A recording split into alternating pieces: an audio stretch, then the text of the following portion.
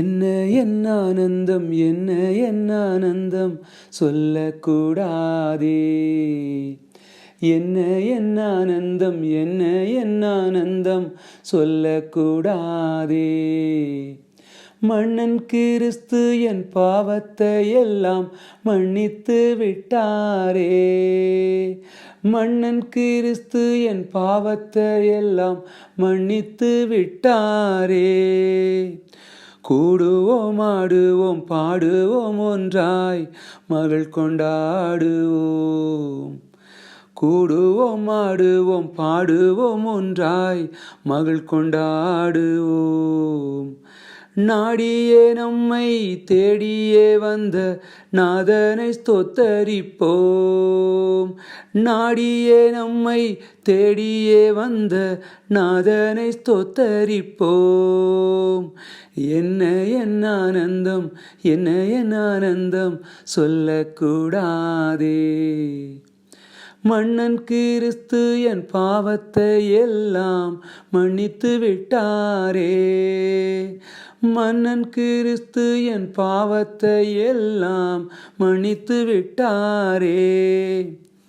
பாவங்கள், சாபங்கள், கோபங்கள் எல்லாம் பரிகரித்தாரே. பாவங்கள், சாபங்கள், கோபங்கள் எல்லாம் பரிகரித்தாரே. தேவாதி தேவன் என் உள்ளத்தில் வந்து தங்கிய விட்டாரே. தேவாதி தேவன் என் உள்ளத்தில் வந்து தங்கிய விட்டாரே. என்ன என்ன ஆனந்தம், என்ன என்ன ஆனந்தம் சொல்லக்கூடாதே. மன்னன் கிறிஸ்து என் பாவத்தை எல்லாம் மன்னித்து விட்டாரே. மன்னன் கிறிஸ்து என் பாவத்தை எல்லாம் மன்னித்து விட்டாரே. அட்சயம் பட்சமாய் ரட்சிப்பை எங்களு கருளினதாலே. அட்சயன் பட்சமாய் ரட்சிப்பை எங்களு கருளினதாலே. நிச்சயம் சுவாமியை பற்றிய சாட்சி பகர வேண்டியதே. நிச்சயம் இயேசுவை பற்றிய சாட்சி பகர வேண்டியதே. Amen Father, Amen Lord. ஆமாண்டவரே, உம்மை துதிக்கிறோம், உம்மை போற்றுகிறோம், உம்மை ஆராதிக்கிறோம் தகப்பனே. எஸ் ஃபாதர், எங்களுக்காக சிந்தப்பட்ட உம்முடைய இரத்தத்தை நாங்கள் நினைவு கூறுகிறோம். எங்கள் மீது இருந்த கோபத்தை மாற்ற உதவி செய்தவரே, மனதார உமக்கு நன்றி செலுத்துகிறோம் தகப்பனே. எங்களை கிரயத்திற்கு வாங்கினவரே, உமக்கு நன்றி. எங்களை குற்றப்படுத்துகிற அதிகாரத்தை நீர் எங்களுக்கே தராமை இருந்தமைக்காக நன்றி. ஆம், நாங்கள் உமக்கு சொந்தமானவர்கள் தகப்பனே. ஆமாண்டவரே, உம்மை துதிக்கிறோம், உம்மை போற்றுகிறோம். ஆம் பிரியமானவர்களே, இன்றைய கர்த்தரின் காதலில் உங்கள் ஒவ்வொருவரையும் சந்திப்பதிலே மிகுந்த மன மகிழ்ச்சி. இன்னைக்கு உங்களோட பகிர்ந்து கொள்ளணும்னு வந்த தேவனுடைய வார்த்தை என்னவென்றால், காசு கொடுத்தாதான் கடவுள் நம்மை ஆசீர்வதிப்பாரா? கிறிஸ்தவத்திலே ரொம்ப தவறாய் புரிந்து கொள்ளப்பட்டிருக்கிற ஒரு காரியம் என்னவென்றால், பணம். பிரியமானவர்களே, இந்த பணம் தான் இந்த உலகத்திற்கும் அதை குறித்த ஒரு தவறான புரிதல் இருக்கிறது. ஆண்டவருடைய ஜனங்களுக்கும் இதை குறித்த ஒரு தவறான புரிதல் இருக்கிறது.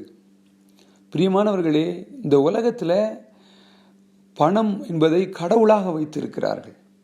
ஆண்டவருடைய ஜனங்கள் இதை இதை இதை எப்படி புரிந்துக்கணும் அப்படின்னு கூட தெரியல. அப்படிப்பட்ட டிஃபிகல்ட்டியில் தான் இருக்கிறாங்க. ஒரு சாரார் பணம் ரொம்ப தீமையானது அப்படி சொல்கிறாங்க.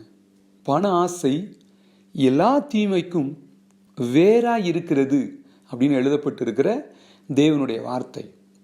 ஐஸ்வர்யவான் ஆவதற்கு தீ விரிக்காதே என்று நீதிமொழிகளில் எழுதப்பட்டிருக்கிறது.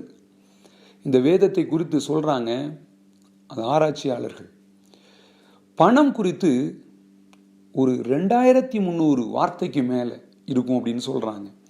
பணம், பொருளாதாரம் இது சம்பந்தப்பட்ட வார்த்தை. ஜெபம் பற்றி ஒரு 500 வார்த்தை இருக்குங்கிறாங்க. ஃபெய்த், விசுவாசம் பற்றியும் அப்படி சொல்கிறாங்க. ஆனால் பொருளாதாரம் குறித்து தேவனுடைய வார்த்தை நமக்கு ரொம்ப போதிக்குது பிரியமானவர்களே. ஒன்று சொல்லட்டுமா, இந்த பணத்தை குறித்த ஒரு சரியான பார்வை இல்லை என்றால், ஆம், அதுவும் படைத்தவரிடமிருந்து இந்த பணத்தை குறித்த ஒரு சரியான பார்வையை நாம் பெற்றுக்கொள்ள வேண்டும் என்று தேவன் விரும்புகிறார். பணத்தை குறித்து வேற யார்கிட்ட இருந்தும் கற்றுக்க முடியாது. ஆண்டவருடைய ஜனங்களுக்கு ஒன்று தெரியும், யோசிக்கிறாங்க. ஒரு ஒரு ஒரு ஒரு வார்த்தை எழுதப்பட்டிருக்கும் பார்த்துக்கோங்க, அதையே சிலர் தங்களுடைய ஜெபமாகவே மாற்றி வச்சிருக்கிறாங்க. எப்படின்னா, எங்களுக்கு ஐஸ்வர்யத்தை நிறைய கொடுக்காதீங்க அப்படின்னு ஒருத்தன் ஜெபம் பண்ணியிருக்கிறாங்க. அவன் சொல்லும்போது ஆரம்பிக்கும் போதே எனக்கு மனுஷருக்கேற்ற அறிவு இல்லை, ஆண்டவர் கொடுத்த அந்த புத்தி எனக்கு இல்லை அப்படின்னு சொல்லிட்டு தான் இந்த வார்த்தையை சொல்ல ஆரம்பிக்கிறான். என்னென்னா, எனக்கு நிறைய ஐஸ்வர்யத்தை தராதீங்க, நான் ஆண்டவர் உங்களை பார்த்தா யாருன்னு கேட்டுருவேன் அப்படின்னு சொல்கிறான். சொல்லும்போது தரித்திரத்தையும் கொடுத்துடாதீங்க, நான் திருடிடுவேன், இதனால் உங்கள் பேருக்கு கெட்ட பேர் ஆயிரும் அப்படி சொல்கிறான். ஆனால் உண்மையை சொல்லட்டுமா, இந்த இந்த இந்த தேவன் நமக்கு போதிக்கிற அநேக காரியத்திலே ரொம்ப ரொம்ப முக்கியமானது என்னன்னா, பணத்தை குறித்து நாம் புரிந்து கொள்ள வேண்டும் என்று தேவன் விரும்புகிறார். வேதத்தில் எழுதப்பட்டிருக்கிறது, தேவனுக்கும் உலக பொருளுக்கும் நாம் ஊழியம் செய்ய, மீன்ஸ் ரெண்டுக்குமே ஊழியம் செய்ய நம்மால் ஒரு ஆளால் முடியாது, கூடாது அப்படின்னு எழுதப்பட்டிருக்குது. எஸ், நிச்சயமாக முடியாது. ஏன்னா நாம் தேவனுக்கு ஊழியம் செய்தால் பணம் நமக்கு ஊழியம் செய்யும். இந்த உலகத்தை பொறுத்த வரைக்கும் பணம் என்பது கடவுள். பிரியமானவர்களே, எதுக்கு இந்த உலகத்தில் வாழ்றீங்கன்னு கேட்டால் இந்த ஒரு ஜான் வயிற்றுக்கு தான் வாங்க, வேற ஒன்றும் இல்லை. பணம் தான் அது, வேற ஒன்றும் இல்லை. வயிற்று பொழப்ப பார்க்கணும் இல்லையா அப்படிங்கிறாங்க. ஆனால் நாம் பிழைப்பை பார்க்க அழைக்கப்பட்டவர்கள் அல்ல. தேவன் நம்மை அழைத்தாரே, அந்த அழைப்பை பார்க்க நாம் அழைக்கப்பட்டிருக்கிறோம். ஆம், தேவனின் ஆசீர்வாதமே ஐஸ்வர்யத்தை தரும், அதனோடு அவர் வேதனையை கூட்டார். இப்போ நான் உங்களோடு பகிர்ந்து கொண்டது எல்லாமே பணத்தை குறித்த ஒரு பார்வை பிரியமானவர்களே. ஆனால் இன்றைய தலைப்பு என்னவென்றால், பணம் கொடுத்து தான் உண்மையிலே, காசு கொடுத்தா தான் கடவுள் நம்மளை ஆசீர்வதிப்பாரா அப்படின்னு சொல்லிட்டு ஒரு சாரார், காசு உண்மையிலே இது அப்படி கிடையாதுங்க, காசு கொடுத்தாலாம் அவர் நம்மளை ஆசீர்வதிக்கிறவர் எப்போமோ அப்படின்னு சொல்லிட்டு உண்மையிலே சிலர் காசு கொடுக்கறதே கிடையாது. உண்மையிலே பிரியமானவர்களை சொல்லட்டுமா, இந்த பணத்தை நீங்கள் சரியாக கையாளணும்னா ஒரே வழி தான் இருக்குது, வேற வழியே கிடையாது. நீங்கள் உங்கள் வருமானத்திற்காக உங்கள் தேவனை, உங்களை வாழ வைத்தவரை நீங்கள் நம்பவில்லை என்றால், அதாவது பணத்துக்காக உங்கள் தேவனை நீங்கள் சார்ந்து நிற்கவில்லை என்றால், இந்த உலகத்திற்கு, இந்த உலகத்தின் பணத்திற்கு நீங்கள் அடிமையாய் வாழ்வீர்கள்.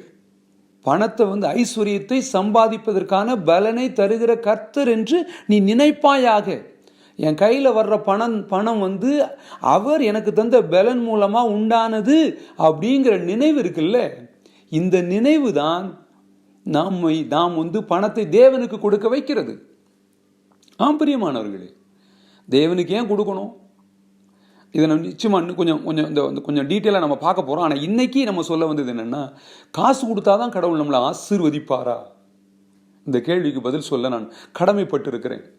பிரியமானவர்களே, உலகம் தோன்றுவதற்கு முன்பாக, மனிதர்கள் தோன்றுவதற்கு முன்பாகவே தேவன் மனிதனை ஒரு ஆளை உண்டாக்கணும் அப்படின்னு நினைத்த பொழுதே, பிரச்சனை ஏதாவது வந்துச்சுன்னு சொன்னால் அவனை காப்பாற்ற வழி என்ன அப்படிங்கிறத தேவன் தெரிந்தவராக, புரிந்தவராக, சர்வ ஞானியாக, முன்பே எல்லாவற்றையும் காண்கிறவராக அவர் யோசிக்கிறபடியினாலே உலக தோற்றத்திற்கு முன்பாகவே அடிக்கப்பட்ட தேவ ஆட்டுக்குட்டி என்று எழுதப்பட்டிருக்கிறது.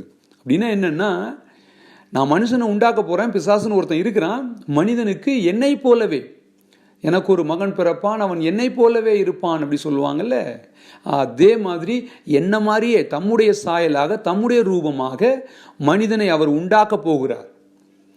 இப்படி மனிதனை உண்டாக்கப்பட்ட பிறகு பிசாசு ஏதாவது பண்ணாம்னா, இவன் தவறுனாம்னா, தன்னை விட்டு இருக்கிற அந்த இணைப்பை துண்டித்துக்கிட்டு அவன் போனாம்னா, நான் எப்படி மறுபடியும் அந்த மனிதனை மீட்டு தான் உண்டாக்கின அந்த பொசிஷனில் வைக்கிறது அப்படிங்கிறத தேவன் முன்பே திட்டமிட்டு இருந்தார். அவர் முன்பே எல்லாவற்றையும் காண்கிற தேவனாய் இருக்கிறார். நம் நாவில் சொல் பிறவாவதற்கு முன்னே நமக்குள்ள என்ன இருக்கு அப்படிங்கிறது அவருக்கு தெரியும். அப்படிப்பட்ட தேவனைத்தான் நீங்களும் நானும் சார்ந்திருக்கிறோம் பிரியமானவர்களே. அவர் நாம் பணம் கொடுத்த பிறகு ஆண்டவராக இயேசு கிறிஸ்து இந்த உலகத்துக்கு அனுப்பலை. உலக தோற்றத்திற்கு முன்பாகவே அடிக்கப்பட்ட தேவ ஆட்டுக்குட்டி என்று எழுதப்பட்டு இருக்கிறது. பிரியமானவர்களே, உலக தோற்றத்திற்கு முன்பாகவே, அதாவது ஒரு காரியம் நடந்த பிறகு ஐயோ இப்படி ஆயிடுச்சே அப்படின்னு தலையை கை வச்சுக்கிட்டு இருக்கிறதுக்கு இல்லை. தேவன் எல்லாவற்றையும் முன்னறிகிறவர். He's in a control. He's Almighty God. அவரால் எல்லாம் முடியும், அவரால் முடியாத காரியம்னு ஒன்றுமே கிடையாது. பிசாசு தேவனோடு ஒப்பிட்டு பார்க்க அல்ல. தேவன் நின்னார்னா ஒரு ஓரத்தில் நிற்க கூட அவனுக்கு தகுதி இல்லாதவன் அவன். இயேசு கிறிஸ்து இப்படி சொன்னார் பிசாசை பார்த்து. ஆண்டவர் கூட இயேசு கிறிஸ்து கூட பிசாசு பேசிக்கிட்டே இருக்கிறான். கொஞ்ச நேரம் கழிச்சு அப்பாலே போ சாத்தானே அப்படின்னு சொன்னார் இல்லையா? உண்மையிலே அப்படியே போன்னு சொன்னா கூட அவன் அப்படியே போயிருப்பான். அவன் ஒரு ஆள் கிடையாது. இன்னைக்கு இந்த உலகத்தில் நம்மளையும் வச்சு பிசாசு ஒரு ஓரத்தில் நின்று வேலையை பார்த்துக்கிட்டு இருக்கான்னா காரணம் என்னன்னா, தேவனுக்கு நல்ல தெரியும் தேவனுடைய, அதாவது மனிதனுடைய வேலைக்காரன், நம்முடைய வேலைக்காரன் கூட தான் நமக்கு பிரச்சனையை ஒழிய நமக்கு ஈக்குவலாக இருக்கிறவங்க கூட நிச்சயமாக கிடையாது. நாம் தேவனுடைய சாயலாக இருக்கிறோம். ஸோ நாம் பணம் கொடுப்பதற்கு முன்பாகவே ஆண்டவராகிய இயேசு கிறிஸ்துவை இந்த உலகிற்கு அனுப்பினவர் அவர். எஸ், இதோ புஸ்தக துருளில் என்னை குறித்து எழுதப்பட்டிருக்கிறது, ஆகையினால நான் அந்த பூமிக்கு போறேன் அப்படின்னு சொல்லிட்டு வந்தவர் அவர். தேவ குடும்பத்தில் பிறந்த ஒருவர் மனித குடும்பத்தில் அவர் ஐக்கியமானார். என்னன்னா மறுபடியும் அவர் தேவ குடும்பத்துக்கு போகவே முடியாது, மனித குடும்பத்தோட சேர்ந்துட்டார் அவர். தேவனும் மனித குடும்பமும் ரெண்டும் பிரிக்க முடியாத அளவிற்கு இன்று இணைக்கப்பட்டிருக்கிறது பிரியமானவர்களே. இந்த உலகத்துலலாம் சொல்ற மாதிரி நம்ம கடவுளுக்கு வேண்டிக்கிட்டு ஏதாவது ஒன்றை கொடுத்தா அவர் திருப்பி நமக்கு செய்வார் அப்படி சொல்றதுக்கு இல்லை, கண்டிப்பாக கிடையாது. தேவனுடைய ஆசீர்வாதத்தை நம்ம பணம் கொடுத்து வாங்க முடியாது. இந்த உலகத்தில் எழுதப்பட்டிருக்கிறது சில வித்தியாசமான காரியங்கள். ஆனால் உங்கள் தேவன் சொல்லுகிறார், ரட்சிப்பு முழுவதும் இலவசமானதே என்று வேதம் சொல்லுகிறது. கிருபையினாலே, விசுவாசத்தை கொண்டு நீங்கள் ரட்சிக்கப்பட்டீர்கள். அது தேவனுடைய ஈவு. It's a gift from God. தேவன் உங்களுக்கு கொடுத்தது. நாம் பணம் கொடுத்து வாங்கலை. ஏன் அப்படின்னா அது பணம் கொடுத்து வாங்க முடியாது நம்மளால. அது இலவசமாக ஏன் கொடுத்தாருன்னு சொன்னால் விலை மதிப்பு இல்லாத ஒன்று, ரொம்ப மலிவானது கிடையாது. அது மகிமையானது. அதை நம்மளால கொடுத்து வாங்க முடியாது. அது அவ்வளவு விலை உயர்ந்தது. அந்த விலையை தேவன் கொடுத்தார் அப்படின்னு நினைக்கும் போதுதான் மனதில் தேவன் மீது ஆசையும் அன்பும் அதிகமாய் வருகிறது. ஸோ நிச்சயமா பணம் கொடுத்தாதான் கடவுள் நம்மளை ஆசீர்வதிப்பாரான்னு கேட்டால் கண்டிப்பாக கிடையாது பிரியமானவர்களே, கண்டிப்பாக கிடையாது. இந்த ஒரு விஷயத்தை மாத்திரம்தான் இன்னைக்கு நான் உங்களோட பகிர்ந்து கொள்ளணும்னு நினைக்கிறேன். ஏனென்றால் சொந்த குமாரன் என்று பாராமல் நம் எல்லோருக்காகவும் அவரை ஒப்புக் கொடுத்தவர் அவரோடு கூட மற்ற எல்லாவற்றையும் இலவசமாக அருளாதிருப்பது எப்படி என்று வேதம் சொல்லுகிறது. தேவனுடைய ஆசீர்வாதம் ஐஸ்வர்யத்தை தரும், அதனோடு அவர் வேதனையை கூட்டார் என்று எழுதப்பட்டிருக்கிறது. There is no more pain at all. தேவனுடைய blessing நமக்கு எல்லா விதமான ஆசீர்வாதத்தையும் கொண்டு வரும், ஐஸ்வர்யத்தையும் கொண்டு வரும், தீர்க்க ஆயுசை கொண்டு வரும். நம்மகிட்ட ஆண்டவர் அதை கேட்கலை. அவர் சொன்னார், எப்பா நிறைய ஆடுகளை கொண்டு வரீங்க, நிறைய காரியங்களை செய்கிறீங்க, எனக்கு ஃபஸ்ட்டு நான் உங்கள்கிட்ட சொல்ல மாட்டேன், எல்லாம் எனக்கு தெரியும் அப்படி சொல்கிறாரு. பலியை அல்ல இரக்கத்தை நான் விரும்புகிறேன் என்று தேவன் சொல்லுகிறார். தாவீது சொல்கிறான், நான் உங்களுக்கு என்னத்தை கொடுப்பேன் ஆண்டவரே? என் ரட்சிப்பின் பாத்திரத்தை கையில் எடுத்துக்கொண்டு நான் உம்மை ஸ்தோத்தரிப்பேன் என்று சொல்லுகிறார். தேவனுடைய அன்புக்கு, தேவனுடைய இரக்கத்திற்கு, தேவனுடைய கருணைக்கு, தேவனுடைய காருண்யத்திற்கு விலை இல்லை பிரியமானவர்களே. நீங்கள் ஒன்றும் செய்ய வேண்டாம். பவுல் ஜெயிலில் இருக்கும்போது அந்த ஜெயிலர் கேட்குறாரு, ரட்சிக்கப்பட நாங்கள் என்ன செய்யணும்னு. நீயும், அதாவது நீ ஆண்டவராகிய இயேசு கிறிஸ்துவ விசுவாசி, நீயும் உன் வீட்டார்களும் ரட்சிக்கப்படுவீர்கள் அப்படின்னு சொல்றாரு. நத்திங். சீமோன் பேதுருவிட்ட கொர்நேலியு, அங்கேயும் அதான் நடக்குது. இயேசு கிறிஸ்துவை நாம் அறிக்கை செய்தால் நம் ஆசீர்வாதத்திற்கு பாத்திரவான்களாக இருக்கிறோம் பிரியமானவர்களே. அவர் நம்மளை பிளஸ் பண்றதுக்கு நாம் ஒன்றும் கொடுக்க வேண்டாம்.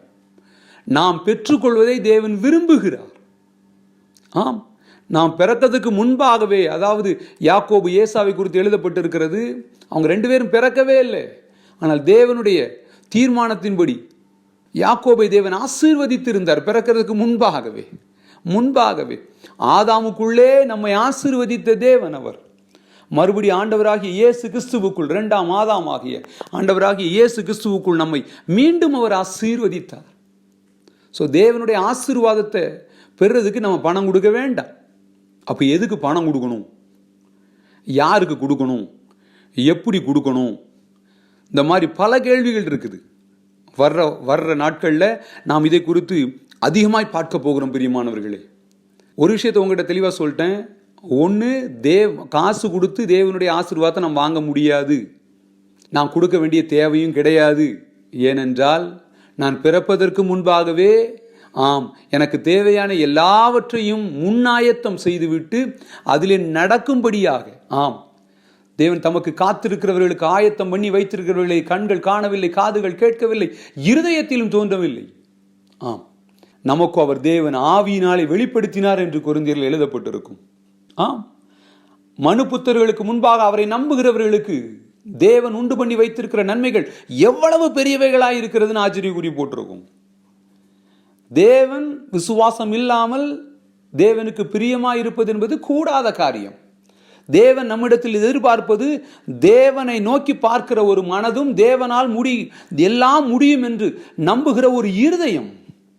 கர்த்தர் மீது தன் நம்பிக்கையை வைத்து கர்த்தரை தன்னம்பிக்கையாக கொண்டிருக்கிற மனுஷன் பாக்கியவான் என்று சொல்லப்பட்டிருக்கிறது. அவன் நீர்க்கால்களில் ஓரமாக நடப்பட்ட மரத்தை போல தன் காலங்களிலே தன் கனியை தந்து இலையுதிரா மரத்தை போல இருப்பான். அவன் செய்வதெல்லாம் வாய்க்கும் என்று எழுதப்பட்டிருக்கிறது. இன்னும் வறட்சி அவன் பார்க்க மாட்டான், உஷ்ணம் வெளியே இருக்கலாம் பார்க்க மாட்டான். ஏன்னா அவன் நீர்க்கால்கள் ஓரமாக நடப்பட்டிருக்கிறான்ல, அதனால அவன் செழித்திருப்பான் என்று சொல்லப்பட்டிருக்கிறது. ஸோ அந்த தேவன் சொல்லுகிறார், தேவன் நாம் அவரை விசுவாசிக்கிறதுல தான் தேவன் விருப்பமா இருக்கிறார். காசு கொடுத்து நம்ம வாங்கவும் அவருடைய ஆசீர்வாதத்தையும் அவரையும் நாம் ஆசீர்வாதம்னு சொல்றது என்ன தெரியுமா? முதல்ல தேவன் தான் ஆசீர்வாதமே. இதை நம்ம பணம் கொடுத்தா வாங்க முடியும்? இல்லை. அவர் இதோ வாசற்படியில் நின்று நான் கதவை தட்டுகிறேன், ஒருவன் என் சத்தத்தை கேட்டு கதவை திறந்தார், எஸ் நான் அவனோடு வாசம் பண்ணுவேன், நான் அவனோடு போஜனம் பண்ணுவேன் அப்படின்னு சொல்றாரு. எஸ், உள்ள கதவை நீ மெல்ல திறந்தாள் அப்படின்னு தான் சொல்றாரு. நான் உள்ள வந்துடுறேன்பாங்கிறாரு. அப்படின்னா மறுபடியும் இந்த கேள்விகளோடும் இந்த வாரத்துக்குள்ள போறோம். ஒரு பதில் சொல்லிட்டேன்னா, காசு கொடுத்தாதான் கடவுள் ஆசீர்வதிப்பாரான்னு கேட்டால் கண்டிப்பாக கிடையாது. அப்படின்னா பணம் கொடுக்குறோம், பணம் உண்மையில கொடுக்கணும். ஏன் கொடுக்கணும், எப்படி கொடுக்கணும், யாருக்கு கொடுக்கணும், இதெல்லாம் பார்க்கலாம். பிரியமானவர்களே, மீண்டும் சந்திப்போம் கர்த்தரின் காதலிலே. என்று முன்புடன் உங்கள் சிவகுமார். நன்றி. தேவனுடைய வார்த்தையை கனம் பண்ண விரும்புகிறவர்கள், விதைக்க விரும்புகிறவர்கள் விதைக்கலாம். இதோ முகவரி. இந்த கர்த்தரின் காதல் உங்களுக்கு பிடிச்சிருந்துச்சுன்னா, உங்களுக்கு பயனுள்ளதாக இருந்துச்சுன்னா உங்கள் நண்பர்களோடும் உறவுகளோடும் பகிர்ந்து கொள்ளுங்கள். சப்ஸ்கிரைப் பண்ணுங்கள். அந்த பக்கத்தில் இருக்க பெல் பட்டனை கிளிக் பண்ணிங்கன்னா எங்களுடைய அப்டேட்ஸ் உங்களுக்கு கண்டினியூஸாக வந்து கிடைக்கும். உங்களுடைய ஃபீட்பேக்ஸ் எங்களுக்கு சொல்லுங்கள். தேங்க்யூ.